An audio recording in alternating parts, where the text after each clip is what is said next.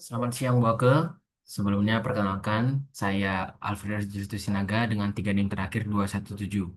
Nah, di sini saya akan menjelaskan terkait jawaban saya dari soal manajemen risiko ujian akhir semester. Nah, yang pertama, itu ada soal pemangku kepentingan terdiri dari atas internal dan juga eksternal. Nah, pertanyaan yang A, jelaskan pentingnya keterlibatan para pemangku kepentingan dalam proses penilaian risiko dan evaluasi risiko, serta bagaimana perbedaannya antara pemangku kepentingan internal dan juga eksternal. Nah, mungkin untuk pemangku, pemangku kepentingan itu sendiri itu perlu terlibat karena mereka melihat risiko dari sisi yang berbeda. Karena adanya pemangku kepentingan internal dan juga eksternal. Nah, pemangku kepentingan internal itu seperti karyawan ataupun manajer, yang dimana mereka lebih paham terkait proses operasional perusahaan secara langsung, sehingga mereka bisa melihat dan juga menunjukkan risiko operasional yang benar-benar nyata dan terjadi. Nah, sebaliknya, untuk yang pemangku kepentingan eksternal, itu lebih seperti pelanggan, pemasok ataupun regulator. Jadi istilahnya mereka kayak lebih ke arah pasar. Nah, mereka ini lebih ke analisis risiko yang untuk regulasi, kebijakan, dan juga bagaimana kondisi pasar itu, kondisi di dia sebagai eh, eksternal di pasar, seperti pasar gitu, seperti itu. Nah, bedanya internal itu fokus pada proses dan juga teknis. Nah, sementara eksternal itu fokus pada dampak hubungan bisnis dan juga lingkungan luar dari perusahaan. Lanjut untuk yang B, itu ketika perusahaan membuat laporan mengenai manajemen risiko, bagaimana dan mengapa laporan dibedakan untuk dua jenis pemangku kepentingan tersebut. Nah, seperti yang sebelumnya, kan pemangku kepentingan itu sudah memiliki pemahaman yang berbeda, ya baik internal juga eksternal. Nah, tentunya untuk dapat menyambungkan dan juga mengkaitkan itu harus mempunyai dua laporan juga. Yang satunya khusus internal dan juga yang satunya untuk eksternal. Nah, laporan manajemen risiko itu dibedakan karena adanya kebutuhan informasi yang tidak sama. Nah, internal itu butuhnya laporan yang lebih detail dan detailnya ini untuk mengambil tindakan. Sedangkan eksternal hanya memerlukan gambaran umum, yang dimana agar para pemangku kepentingan eksternal itu tetap percaya bahwa perusahaan itu benar-benar dikelola dengan baik, tanpa membuka informasi sensitif yang private ataupun memang benar harus internal yang bisa mengetahuinya. Jadi bedanya hanya di informasinya. Nah, selanjutnya untuk yang C, menurut Anda, apa yang dapat terjadi jika di proses manajemen risiko perusahaan tidak membedakan perlakuan atas dua jenis pemangku kepentingan tersebut? Berikan contoh untuk mendukung argumen Anda, boleh dari perusahaan nyata ataupun fiksi. Nah, jika perusahaan tidak membedakan kedua jenis pemangku kepentingan ini, maka pengelolaan risikonya bisa juga tidak efektif. Karena internal bisa kehilangan detail penting, sementara eksternal itu bisa menerima informasi berlebihan dan salah paham. Jadi intinya ada batas yang harus dipahami. Jadi ketika melewati batas tersebut akan terjadi yang namanya kesalahpahaman. Nah, contoh untuk pendukung argumennya itu misalnya perusahaan FMCG yang dimana mereka mengalami gangguan pasokan butuh laporan rinci untuk tim produksi, tetapi tidak boleh membuka semuanya ke publik ataupun pihak eksternal agar tidak menurunkan kepercayaan pasar. Jadi istilahnya kalau masih dalam tahap internal, apapun masalahnya yang bisa masih diselesaikan oleh internal itu harus dikip. Karena kalau langsung disebarkan ke publik itu akan menimbulkan lemahnya kepercayaan dan kurangnya rasa minat terhadap perusahaan tersebut. Nah, ini menunjukkan bahwa pembedaan informasi membantu menjaga efektivitas dan juga stabilitas perusahaan. Nah, yang kedua, untuk pertanyaannya itu soalnya itu adalah PT Sonic adalah perusahaan logistik dan pengiriman yang menyediakan layanan pengiriman paket same day ataupun satu hari itu untuk e-commerce. Nah, perusahaan ini mengintegrasikan real-time tracking, pengaturan kurir, dan konsolidasi gudang.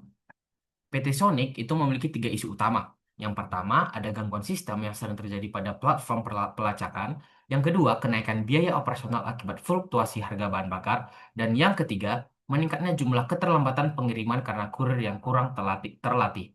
Berdasarkan kasus tersebut, jelaskan bagaimana tiap isu mempengaruhi operasi perusahaan dan arus gas. Gangguan sistem tracking itu dapat menghambat pelacakan paket. Jadi itu tentunya menurunkan kepercayaan dan juga kayak rasa aman dari pelanggan itu sendiri. Dan tentunya akan menambah biaya penanganan komplain apabila para konsumen tersebut mengeluhkan keresahannya tersebut. Lalu, kenaikan harga bahan bakar itu bisa langsung menekan biaya operasional harian, sehingga arus kas makin kuat, ketat. Nah, kurir yang kurang terlatih juga itu memicu keterlambatan pengiriman dan biaya kompensasi, sekaligus menurunkan kepuasan pelanggan. Oleh karena itu, setiap dari isu yang tiga ini itu saling berkaitan. Jadi ketika gangguan sistem akan mempengaruhi kepercayaan pelanggan, kemudian kemudian kenaikan biaya personal akan mempengaruhi bagaimana arus kas internal perusahaan ataupun PT tersebut, bagaimana cara meminimalisir dari marginnya agar tidak terlalu rendah. Kemudian meningkatnya jumlah keterlambatan itu akan berpengaruh kepada kepercayaan dan juga kepuasan pelanggan. Selanjutnya, menurut Anda dari tiga risiko itu, mana yang paling bahaya bagi perusahaan? Analisis likelihood dan impact dari tiap risiko tersebut. Lalu tentukan prioritas risikonya. Nah, untuk yang pertama itu gangguan sistem pelacakan. Nah, menurut saya sendiri itu likelihood-nya itu likely, kemudian impact ataupun dampaknya itu moderate. Lalu yang kedua, untuk kenaikan biaya bahan bakar, itu likelihood-nya possible, kemudian dampak ataupun impact-nya itu moderate. Lalu yang terakhir itu terkait kurir yang kurang terlatih. Nah, likelihood-nya itu likely dan juga impact-nya itu severe. Nah, untuk analisis prioritasnya, yang pertama mungkin terhadap kurir yang kurang terlatih karena prioritasnya lebih tertinggi. Karena frekuensi kejadian cukup tinggi dan dampaknya jauh lebih berat. Karena kalau semisal pelanggan kurang puas dengan aktivitas kurir yang kurang terlatih dan juga kurang memadai, tentunya pelanggan akan memiliki rasa ketidaknyamanan dan enggan untuk memesan kembali ataupun membeli produk dari perusahaan tersebut. Nah, risiko ini dapat mengganggu layanan inti seperti kecepatan pengiriman, kualitas layanan, dan reputasi perusahaan. Nah, reputasi perusahaan merupakan faktor yang akan dipengaruhi oleh risiko tersebut. Dampaknya juga lebih luas dibanding gangguan sistem karena berkaitan dengan keseluruhan proses operasional di lapangan. Yang kedua, baru kita ke gangguan sistem pelacakan. Nah, risikonya juga masuk kategori likely, tetapi impactnya hanya moderate. Nah, masalah ini penting karena mempengaruhi pelacakan oleh pelanggan. Namun, skalanya masih bisa ditahan melalui backup sistem dan penanganan cepat. Jadi, istilahnya masih bisa diatasin dan juga masih bisa ditoleransi karena dia hanya sebagai pelacakan, bukan pengiriman. Lalu yang ketiga itu ada kenaikan biaya bahan bakar. Nah, ini menjadi prioritas paling rendah karena ini lebih sifatnya ke internal. Jadi, tidak ada pengaruhnya ke pelanggan ataupun ke eksternal. Nah, risiko ini memang mempengaruhi margin dan arus kas, tetapi sifatnya eksternal, maksudnya eksternalnya dari kegiatan secara langsung kepada pelanggan dan relatif bisa dikelola lewat perusahaan lewat penyesuaian tarif ataupun optimasi rute. Nah, untuk yang C, untuk tiap risiko, preventif kontrol dan korektif kontrol apa yang masuk akal? Nah, untuk yang pertama itu ada gangguan sistem pelacakan. Perusahaan bisa memperkuat infrastruktur IT dengan upgrade server, melakukan maintenance rutin, dan juga menambahkan sistem monitoring yang mendeteksi anomali sebelum sistem benar-benar down. Jadi setidaknya dipantau dulu dan juga di analisis dulu apa yang sekiranya akan terjadi sebelum kita menerapkannya gitu, ataupun setelah menerapkannya. Nah, lalu ada juga uji coba beban. Jadi istilahnya kayak dites dulu nih. Ini benar-benar bisa kayak menangani tiba-tiba banyak yang pesan ataupun tiba-tiba banyak pelanggan yang memakainya gitu. Ini juga penting untuk memastikan platform tetap tetap stabil saat traffic meningkat. Lalu, jika gangguan terjadi, perusahaan bisa mengaktifkan backup sistem tadi, lalu melakukan pemulihan data, dan juga menyiapkan tim yang khusus untuk tim respon cepat dalam memperbaiki errornya. Komunikasi yang jelas kepada pelanggan juga diperlukan, supaya ketidaknyamanan bisa diminimalkan. Jadi kayak istilahnya ada surat permintaan maaf dan juga surat kayak permintaan maaf yang lebih kayak eh, kenapa ini bisa error dan lain sebagainya kepada pelanggan. Lalu untuk yang kedua itu ada kenaikan biaya bahan bakar. Nah, perusahaan dapat mengoptimalkan rute pengiriman menggunakan fleet management untuk mengurangi perjalanan yang tidak perlu dan juga membuat kontrak harga dengan pemasok bahan bakar agar biayanya lebih stabil. Jadi istilahnya dibuat kayak MOU-nya lah, biar kayak ketika ada fluktuasi itu harganya masih tetap seperti yang di perjanjian awal. Nah, jika biaya sudah terlanjur naik, perusahaan dapat menyesuaikan tarif layanan dengan mengalihkan sebagian rute ke armada yang lebih efisien dan juga tetap aman.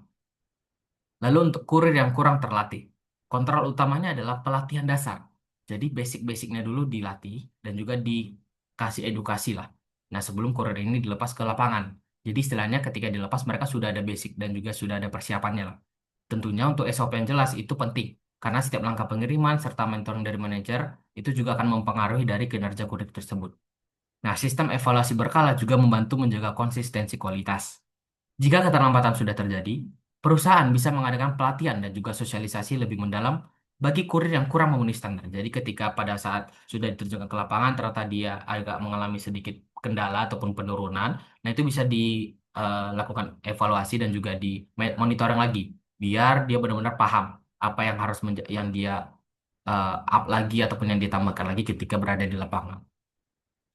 Kemudian masuk ke soal yang ketiga, RS medis itu mengalami serangkaian insiden yang merugikan keselamatan pasien karena beberapa prosedur medis telah dilakukan tanpa dokumentasi atau persetujuan yang seharusnya. Wawancara kepada para staf itu menunjukkan bahwa beberapa perawat sebenarnya telah mengetahui penyimpangan tersebut, namun namun mereka tidak melaporkannya karena merasa bahwa manajemen tidak akan menanggapi laporan tersebut dengan serius. Hal ini menunjukkan bahwa perilaku mereka dipengaruhi oleh budaya risiko. Nah, yang untuk soal yang A, itu jelaskan konsep risk awareness dan risk culture menggunakan pemahaman Anda sendiri. Bagaimana kedua konsep tersebut saling mempengaruhi.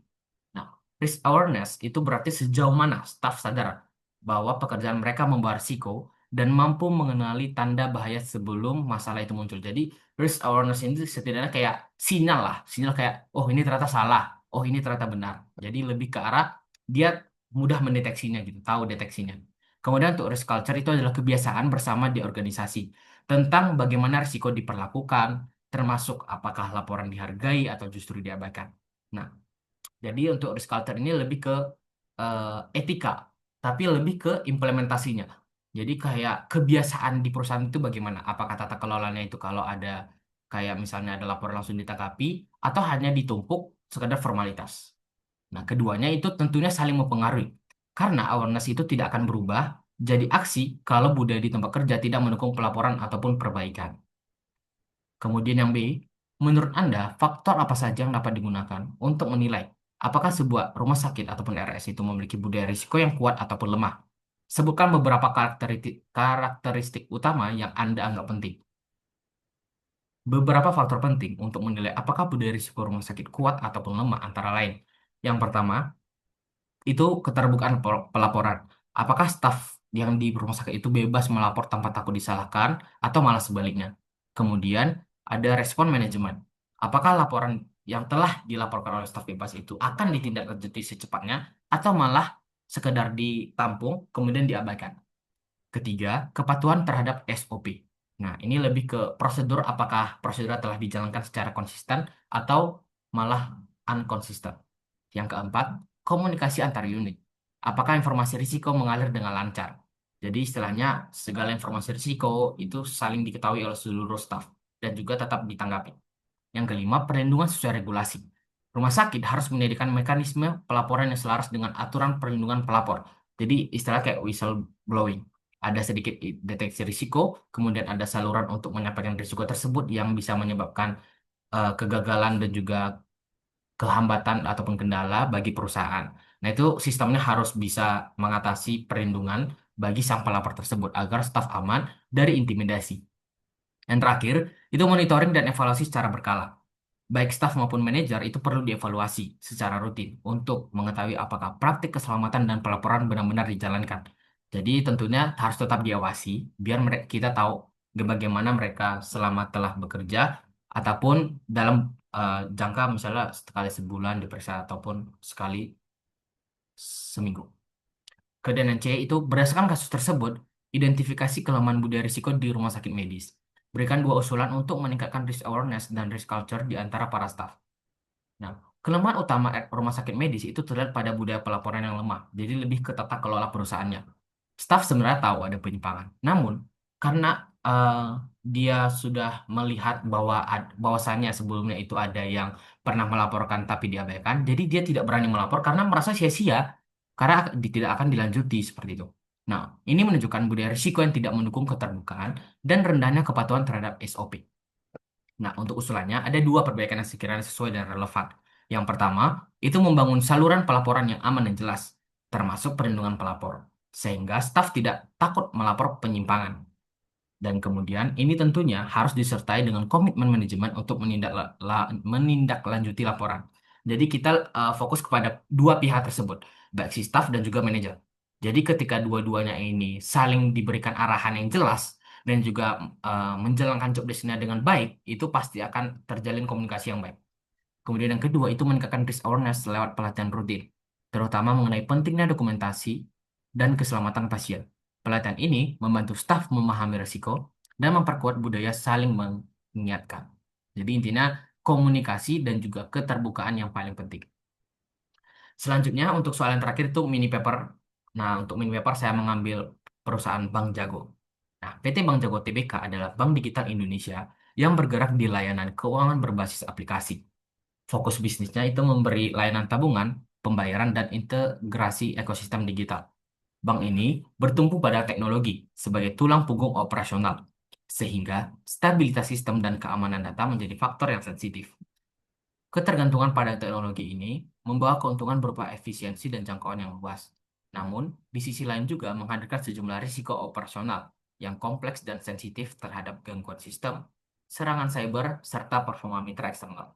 Nah, untuk analisis risikonya itu saya ada tiga yang mencakup tiga. Yang pertama itu ada risiko yang cukup signifikan, yaitu risiko keamanan cyber. Sebagai bank digital, data nasabah itu pasti ada, dan transaksi juga menjadi aset paling berharga yang wajib dijaga.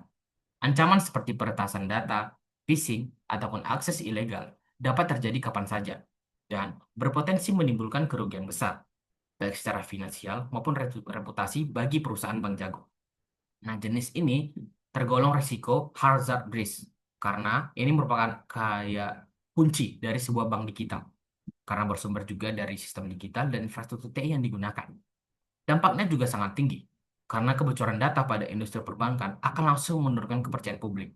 Jadi kalau misalnya datanya sudah bocor, untuk mengembalikan reputasi dan juga kepercayaan publik itu sangat sulit bagi bank-bank karena bank ini merupakan kayak tempat aset yang diletakkan oleh pelanggan ataupun penggunanya. Nah, integrasi sistem Bank Jago dengan banyak platform lain itu memperluas potensi titik serangan, sehingga penguatan sistem keamanan menjadi kebutuhan utama. Kemudian, yang kedua itu ada risiko kedua yang dihadapi adalah gangguan sistem ataupun downtime aplikasi. Kalau ini lebih semua perusahaan bank yang sudah mobile ataupun digital itu pasti akan mengalami hal ini karena mengingat seluruh transaksi Bank Jago berlangsung secara online. Jadi karena banyaknya pengguna itu menimbulkan kayak eh, kinerja dari aplikasi tersebut kadang kayak misalnya over ataupun kayak tiba-tiba down gitu. Nah, risiko ini termasuk dalam kategori control risk dengan dampak menengah hingga tinggi, tergantung pada durasi dan skala gangguan. Jadi misalnya kalau gangguannya di tengah malam itu masih dimaklumin karena kan orang jarang melakukan transaksi di dini hari ataupun tengah malam. Nah, tapi tetap diperhatikan jika downtime-nya sering terjadi, bukan misalnya sekali seminggu, misalnya sekali sebulan. Kita anggap itu memang mereka lagi eh, ada misalnya ada melakukan maintenance tuh. Rupanya maintenance ini menimbulkan suatu kayak celah untuk downtime. Nah itu masih dimaklumin. Cuman kalau misalnya dia terjadi dalam skala yang rutin, misalnya sekali sehari, sekali 2 hari itu bisa menjadi sebuah tanda tanya dan juga pelanggan bisa khawatir lah dan memiliki awareness yang tinggi. Lalu risiko selanjutnya itu ketergantungan Bank Jago pada pihak ketiga, terutama pada ekosistem Gojek dan Tokopedia yang menjadi mitra strategisnya. Ketika salah satu layanan partner seperti Gojek ataupun GoPay mengalami gangguan, nasabah seringkali tetap menganggap Bank Jago sebagai pihak yang bertanggung jawab. Hal ini menimbulkan risiko sekaligus risiko operasional karena sebagian besar proses integrasi dan koneksi sistem berada di luar kendali langsung bank. Risiko ini tergolong sebagai control risk, di mana performa operasional bank turut bergantung pada keandalan sistem dan tata kelola mitra eksternal. Dengan ketergantungan yang cukup tinggi, Bank Jago perlu memastikan adanya standar kerjasama dan sistem komunikasi yang jelas agar koordinasi penanganan insiden berjalan cepat dan efektif. Nah, dalam menghadapi berbagai risiko tersebut, Bank Jago telah menekan sejumlah langkah mitigasi. Yang pertama, untuk keamanan cyber, Bank Jago menggunakan sistem enkripsi berlapis, autentikasi biometrik, serta pemantauan aktivitas 24 jam.